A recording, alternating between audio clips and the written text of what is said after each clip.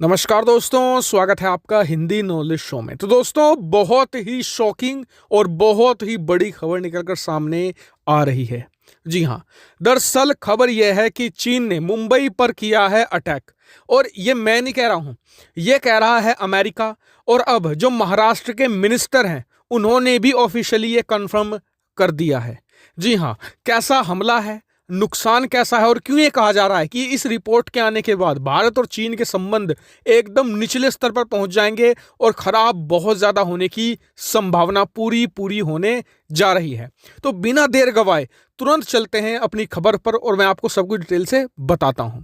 तो दोस्तों, हुआ क्या है कि आपको याद होगा कि 12 अक्टूबर 2020 यानी कि अब से 3-4 महीने पहले मुंबई में एक पावर आउटरेज हुआ था। यानी कि पूरे मुंबई में एक तरीके से ब्लैकआउट था, बिजली बिल्कुल गायब थी, जो मेट्रोज थी वो भी रुक गई थी और हर चीज जहां की तहां हो गई थी और काफी घंटों के लिए ये हुआ था। लेकिन अब उस पर एक बड़ी रिपोर्ट अमेरिका के जो एक बहुत ही प्रतिष्ठित पत्रिका है न्यूयॉर्क टाइम्स, उसने प्रकाशित करी है। और उसने साफ बताया है कि जी ये पावर आउटरेज किसी और वजह से नहीं, सीधे सीधे चीन के साइबर हमले की वजह से हुआ था। और न्यूयॉर्क टाइम ने भी कोई ऐसा नहीं कि हवा में ये दावा कर दिया हो, जी नहीं, उन्होंने प्रॉपर स्टडी करी है। एक बहुत ही प्रतिष्ठित जो साइबर सिक्योरिटी एजेंसी है उससे डाटा लिया, उसे एनालाइज किया और उसके आधार पर एक प्रॉपर प्रूफ दिए हैं अपनी रिपोर्ट में कि जी हाँ, मुंबई का जो पावर आउटरेज था वो चाइनीज हैकरों द्वारा ही किया गया था। हालांकि उस समय जब ये पावर आउटरेज हुआ था तो एक शक की सुई चीनियों पर गई थी, लेकिन उस समय किसी ने भी कंफर्म तौर पर ये नहीं कहा था। हाँ, ये जरूर कहा था कि जी एक साइबर अटैक हुआ है, लेकिन किसी देश का उस समय नाम नहीं आया था। लेकिन अब ऑफिशियल तौर पर चीन का नाम सामने आ रहा है। भारतीय मीडिया में भी इसे खूब छापा जा रहा है इस समय।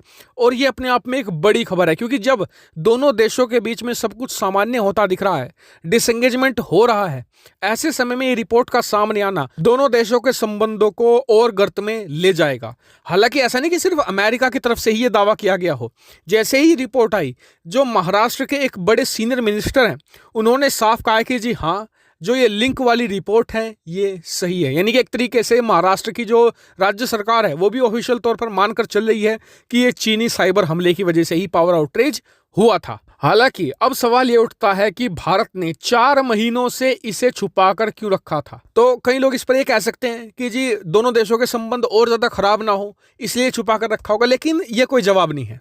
मैं आपको उदाहरण देता हूं। हाल ही में जब चीन के संबंध अमेरिका से बहुत खराब थे, मतलब कि मैं अब बात कर रहा हूं 2 से 2.5 साल पुरानी, जब दोनों देशों के बीच में इकोनॉमिक वॉर चल रही थी, दोनों देश के जो नौसेनाएं थी आमने सामने थी दक्षिण चीन सागर में, उस समय जो चीन के कुछ साइबर हमले हुए थे अमेरिका में, और अमेरिका ने ये नहीं सोचा कि जी इससे संबंध और खराब हो जाएंगे, ये होगा वो होगा।